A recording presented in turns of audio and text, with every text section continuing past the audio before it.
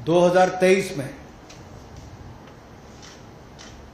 Unsuccessful attempts की गई, प्रयास किए गए जो विफल रहे। नाम काटने के आलंद असेंबली कॉन्स्टिट्यूएंसी में, और ये इलेक्शन कमीशन ने एफआईआर फाइल करने के लिए ही कहा था इसको, और मैटर इन्वेस्टिगेट करने के लिए भी इलेक्शन कमीशन ऑफ इंडिया ने ही कहा था। इलेक्शन कमीशन ने मोबाइल नंबर पहले ही उपलब्ध करवा दिए हैं, आईपी एड्रेस अगर दे दिए हैं, अगर मोबाइल नंबर दे दिए, आईपी एड्रेस दे दिए, तो कांग्रेस शासित राज्य की कर्नाटक की सीआईडी ने अब तक क्या किया।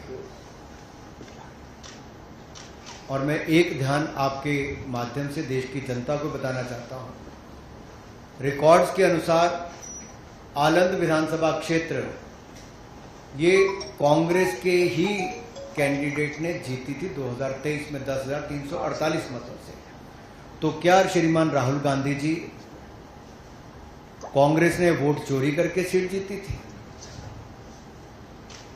एक बात आज जो राहुल जी ने बातों में मान ली और अपने जवाब में कहा, वो कहते कहते हाइड्रोजन बम एक तरह से फोड़ गए अपने ऊपर ही।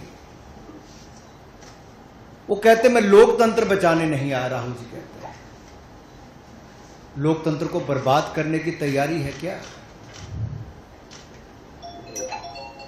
गलत निराधार आरोप बार बार संवैधानिक संस्थाओं पर लगाना, गलत निराधार आरोप बार बार इलेक्शन कमीशन ऑफ इंडिया पर लगाना, कभी ईवीएम पर प्रश्न चिन्ह खड़े करने, कभी वीवीपैट पर करना, कभी चुनावों के नतीजों पर करना, और कभी टूल किट के सहारे भारत के लोकतंत्र पर, संवैधानिक संस्थाओं पर प्रश्न चिन्ह खड़ा करना, क्या यह आदत सी बन गई है? क्या चाहती है कांग्रेस पार्टी? पूर्व प्रधानमंत्री इंदिरा गांधी जी सत्ता का दुरुपयोग करके, अफसरों का दुरुपयोग करके चुनाव जीते हैं तो कोर्ट उनको बाहर का रास्ता दिखाता है। राजीव गांधी जी की हत्या के बाद एक लोकसभा का चुनाव पेंडिंग नहीं होता, 1 महीने तक अगर चुनाव को स्थगित कर दिया जाता तो किस पार्टी को फायदा उस समय के इलेक्शन कमीशन ने दिया?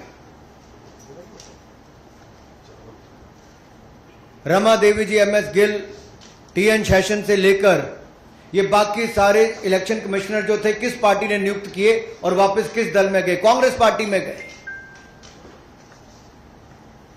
इलेक्शन कमीशन का दुरुपयोग इन्होंने कभी किया होगा, उनको बड़े बड़े पद भी बाद में दिए होंगे,